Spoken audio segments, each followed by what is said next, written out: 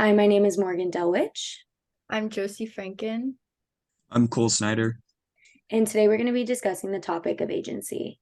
The topics that are going to be discussed is one, agency and examples of the constraints in improv, two, gendered slash sexed language, and three, article. First things first, what is agency? Agency is the ability to act or the degree to which people can control their experience or identities in a given situation through creative communication strategies and or the manipulation of contextual circumstances. A quote that I really enjoyed that was in our book is, even as people use embodied communication to differentiate and oppress, people can also be agents and use the body to bring about self-empowerment and social change.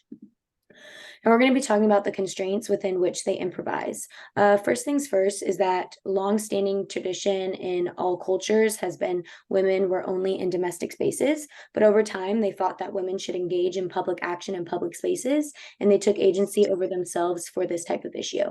The second thing is women clothing is revealing. This has been a long-standing message, and that has allowed people to sexualize them. And Billie Eilish took a really good stance on this and took agency over her body by wearing baggy clothes. She always said that if you can't see me, you can't judge me. And I thought that that was a great moment for Billie to take agency over her body and what people thought about it. And thirdly is the sex binary. In 1967, Catherine Switzer was not allowed to run the Boston Marathon simply because she was a woman. She did anyway and took agency over herself and stood up against this political situation. So next we're going to talk about gendered and sexed language, and using chapter 5 from the textbook, I liked this quote from Bell Hooks on the lack of vocabulary and agency.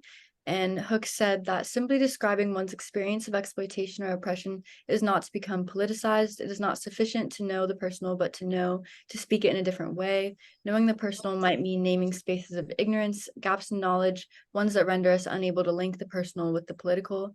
And politicization necessarily combines this process, the naming of one's experience, with critical understanding of the concrete material reality that lays the groundwork for that personal experience.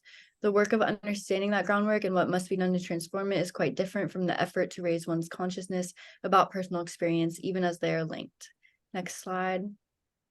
So this means that knowing how to speak about one's oppression or mistreatment provides us with a sense of agency because it fills the gaps in our knowledge about our identities and why our identities are treated or affected in certain ways.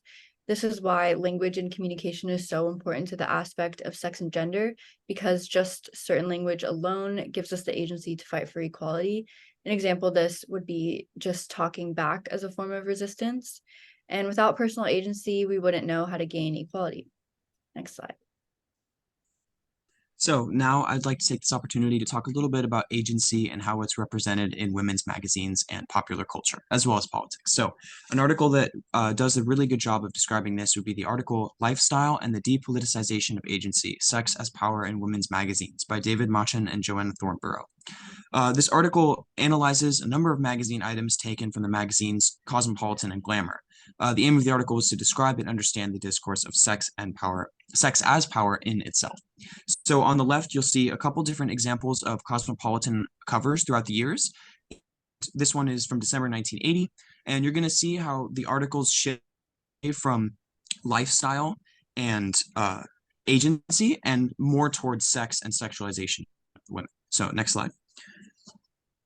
So this article is from 2007. As you can see, there's a massive difference in how the cover is formatted and what its emphasis is on.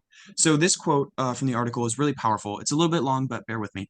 So this article, excuse me, this discourse of women's sexual power has been harnessed to Western consumerist lifestyle ideology by placing it within a fictional lifestyle space with an emphasis on display and performance. In this way, discourses that represent women as having sexual desires and actively pursuing them represent a kind of agency that is not necessarily transposable into the real world. But this agency can be signified in the real world through consumer choices and lifestyle products. So as a result, issues of choice and freedom for women become bound up with the merely sexual and lifestyle signifiers, and as such are disconnected from the socio-political realities of women's lives. Next slide. So it is very important when discussing issues of women's autonomy to analyze how women's role models are portrayed by popular culture, because these magazines hold a great deal of influence over how women see themselves and others. This article does an excellent job of covering how magazines have evolved throughout the decades as it relates to issues of sex, performance, sexualization, choice, and lifestyle. So as you can see, the article covers transition from more lifestyle focused to a more sexualization or a sex focused topic. So this is from September 2013. That was Nina Dobrev. Sorry, go back. Results page. Sorry, I'm bouncing around a little bit here. But so the results of the article found that women are portrayed as having more control over their sexual desires as compared to 40 years ago. Now, this change is generally considered a positive development because it provides women with more options to understand and contemplate their own sexual preferences. However, the media has commercialized and incorporated sex into a lifestyle with magazines, ads, and movies creating artificial scenarios for various social activities. So even though these scenarios can be replicated precisely in real life, these magazines want you to believe that people can still express them through their clothing choices and lifestyle, which influences consumer culture. This means that women's empowerment is reflected through how they present themselves and the way they live, based on the products and ideas they consume, rather than their own agency or having control of their own bodies. So I hope you understood a little bit more about agency, and I'd like to say thank you for joining us. And that's all the information that we have. So thank you. Thank you.